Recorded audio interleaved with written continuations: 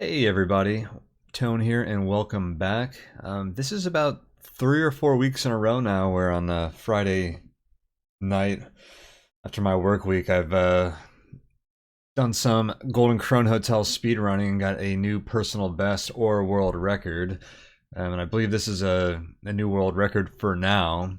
Each of these past couple of weeks I'd set some new record or personal best, and then Lucky Luck Luck, another roguelike streamer and YouTuber, has been besting it, and we've been going kind of back and forth for a few weeks now, so it's been a fun competition. But I don't know how far this is going to go, because we're getting pretty close to the lower bounds of what you can probably do. But yeah, here's my next attempt, so let's check it out.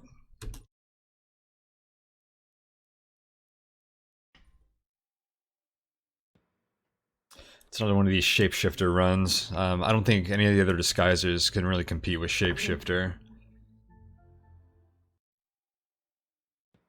Maybe if you get stupidly lucky, but Shapeshifter definitely gets a huge advantage with this greenhouse rushing strat. A lot of experience off of that mushroom kill there.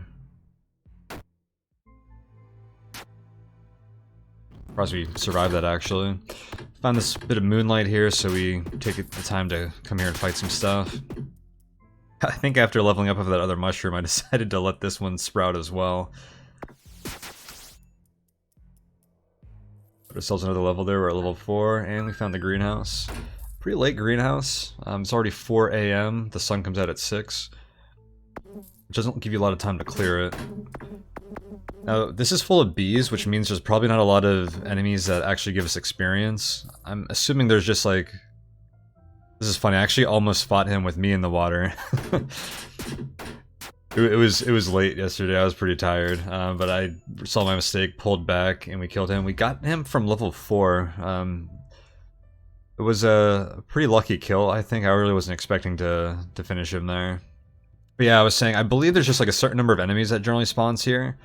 And they could either be a bunch of tough enemies or just a bunch of bees. So when I see swarms of bees, it usually means that there's not a lot of other experience on the table for you to earn there.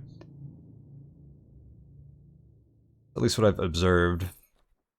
So we head up to level 6, the next floor that has a branch with rings for us. I find the pharmacopoeia, and I go in there for a second, and then I decide not to go in there. The boss there is pretty tough, and I don't think it's a great boss to take on for the speedruns unless you want to be really risky. The advantage there is that it's got a lot of potions, which really enable boss kills and like make you much stronger.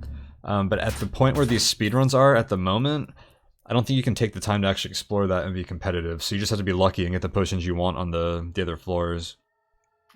I assumed I had more gold here and I was wrong, and I took that first potion there from that shop, which had Celestial Essence in it, which is great for the Strigoi Mausoleum boss. And then I just found a chest there with a bunch of potions, which is pretty nice. So now we're taking stock on what we have. Those potential silence potions catch my eye, and so do the lizard leg is pretty solid, and so is the Celestial Essence potion we just grabbed. And I didn't notice, but I actually have another key. And I don't think I use that for the rest of the game. Yeah, we almost get wrecked by an ice golem here. This area can be quite tough, but we spam the heal spell a bit, and just barely hang in there by a thread. This is where I really want to be, though. Except not next to that statue that's kicking my ass. But the gallery here has a boss that's usually a pretty good target. I consider her a glass cannon, which means if you can survive some hits, you can usually take her down. Or if you just get a little lucky. Here she is. I was going to try and get over to the right and hide a bit, but she keeps stoning me.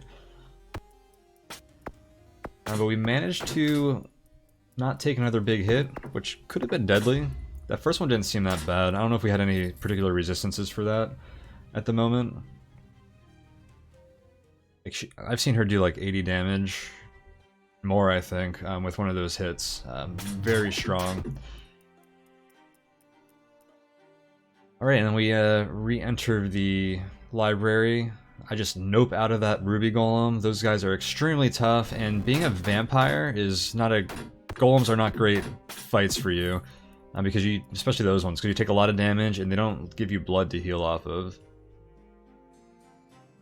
Taking the potions, I have potential silence, which is what I plan to use to take on the princess here. She is a very powerful spellcaster. She actually ambushes me at the door, so I decided to take a free hit and see where the blood falls. It falls in a good spot, so I just kind of blood dance around her. And it works out, so I don't even end up using my potion. Actually, have we even used any potions at this point? I don't think we have, which is kind of wild. To get boss kills. Usually that's what you depend on, so I don't know if I'm just getting lucky or what here. Take a couple fights in the hallway there, which is bad for a vampire because the blood will never land on a place you can grab it. But we do have the fire resist ring, so that's Solomon, our wizard. Not very threatening. I don't like that entrance, and we're on floors 8 and 9 now, looking for the branches. Things are getting tough. I'm getting a little concerned about what we might run into here. So I want to try and not get into too much trouble as we find these final branches.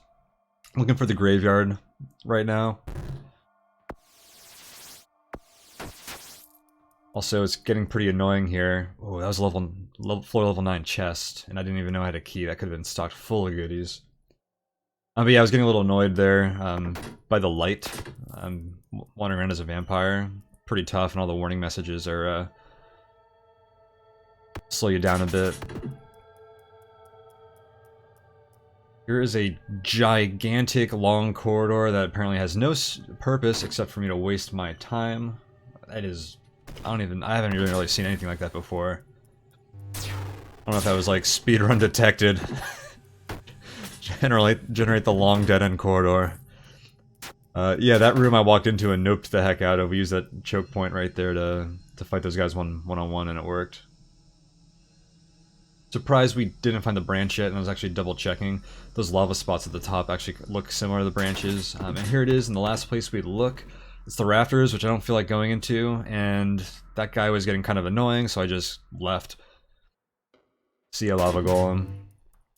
Kind of hide so that guy couldn't get a range attack on me.